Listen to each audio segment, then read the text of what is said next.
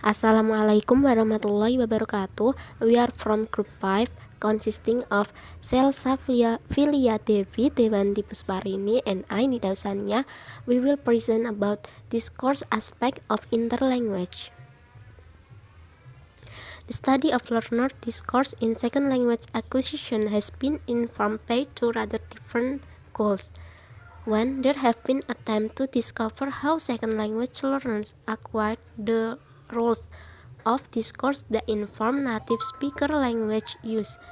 Two, a number of researchers have sought to show how interaction shapes interlanguage development.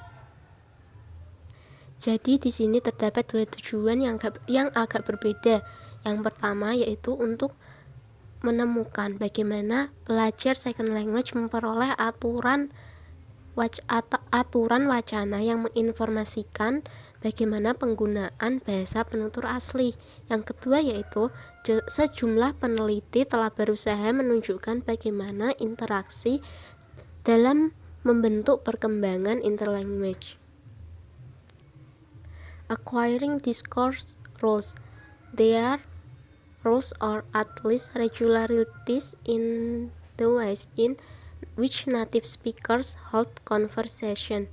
The acquisition of discourse rules, like the acquisition of grammatical rules, systematic, reflecting both distinct types of errors and development sequences. Dalam memperoleh aturan wacana, terdapat aturan atau setidaknya keteraturan dalam cara penutur asli atau native speaker melakukan percakapan. Akuisisi aturan wacana seperti perolehan aturan tata bahasa sistematis yang mencerminkan jenis kesalahan dan urutan perkembangan yang berbeda. The role of input. And next is the role of input and interaction in second language acquisition. They are two theoretical. First, behaviorist theory and second, mentalist theory. Behaviorist theory treats language learning as environmentally determined, controlled from the outside by the stimuli learners are exposed to and the reinforcement they receive. Second, mentalist theory. Mentalist theory emphasizes the importance of learners' black box. They maintain that learners' brains are especially equipped to learn language and all that is needed is minimal exposure to input in order to trigger acquisition. Peran input dan interaksi dalam second language acquisition terdapat dua teori. Peran input dan interaksi dalam second language acquisition terdapat dua teori, yaitu yang pertama teori behaviorist dan yang kedua teori mentalis. Teori behaviorist memperlakukan pembelajaran bahasa sebagai lingkungan yang ditentukan atau dikendalikan dari luar oleh rangsangan yang diberikan kepada pembelajar dan penguatan yang pembelajar terima. Dalam teori ini mengklaim bahwa linguistik lingkungan mempengaruhi cara seseorang memperoleh bahasa yang berisi rangsangan dan umpan balik. Yang kedua yaitu teori mentalis. Dalam teori ini berpendapat bahwa otak pelajar secara khusus diperlengkapi untuk belajar bahasa dan yang dibutuhkan hanyalah paparan minimal terhadap input untuk memicu akuisisi bahasa tersebut. What is discourse in which learner participates?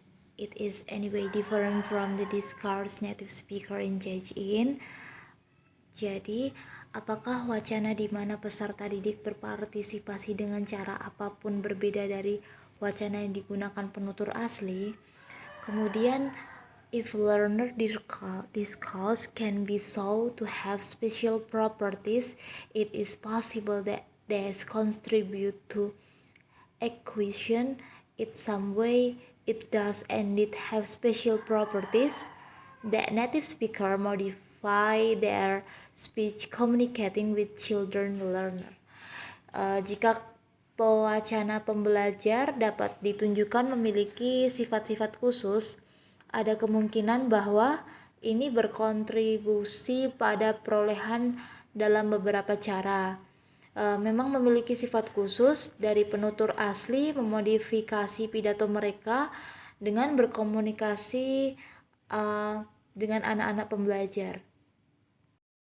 Modification are evaded in both input and interaction have been investigated throughout the study of rhetoric thought.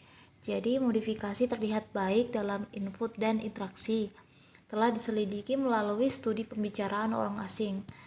And two types of rhetoric style can be identified, ungrammatical and grammatical, yaitu dua jenis pembicara orang asing dapat diidentifikasi. Yang pertama adalah tidak gramatikal atau non-grammatical, kemudian yang kedua grammatical. Ungrammatical and grammatical. 1. It is social marked. 2. It is characterized by the deletion of certain grammatical feature, copulae, modal verb, and article. 3. It uses the past form of the verb in place of the past tense form. 4. It uses special construction such as no plus verb. And grammatical. 1. It is the norm. 2. Various types of modification of baseline thought can be identified. 3. It is delivered at slower pace. 4. The input is. 5. It is sometimes regularized. 6. Sometimes it consists of elaborate language use. Jadi tidak sopan dan tata bahasa. Yang pertama adalah ditandai dengan sosial, yang kedua adalah norma, dan yang ketiga ditandai dengan penghapusan fitur gramatikal tertentu, misalnya copulae, modal verb, dan artikel. Kemudian yang ketiga adalah menggunakan bentuk kata kerja terbaik sebagai pengganti bentuk lampau. Yang keempat adalah menggunakan konstruksi khusus seperti no plus verb.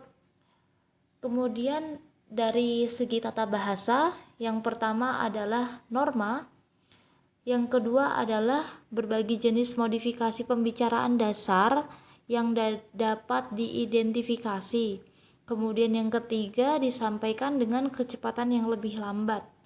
Yang keempat masuknya adalah ke tata bahasa sendiri. Yang kelima adalah kadang-kadang teratur. Kemudian yang keenam adalah kadang terdiri dari penggunaan bahasa yang rumit. We seem to know intuitively how to modify the way we talk to learners to make it easier for them to understand.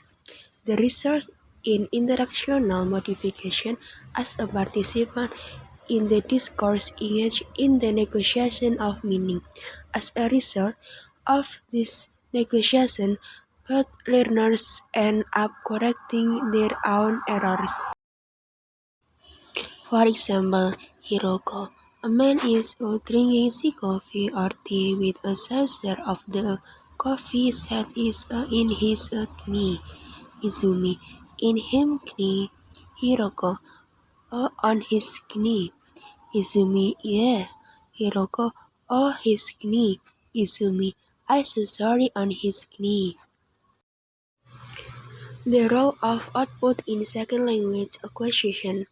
We need to consider whether output plays a part in the language development. Here, some conflicting opinions. First, Crescent argues that speaking is the result of acquisition, not its cause. He claims that the only way learners can learn from their output is by treating it as auto-input. Second, Meryl Swan has argued that comprehensible output also plays a part in second language acquisition. She suggests a number of specific ways in which learners can learn from their own output. Jadi, peran output dalam akuisisi second language kita perlu pertimbangkan apakah output berperan dalam pengembangan antar bahasa.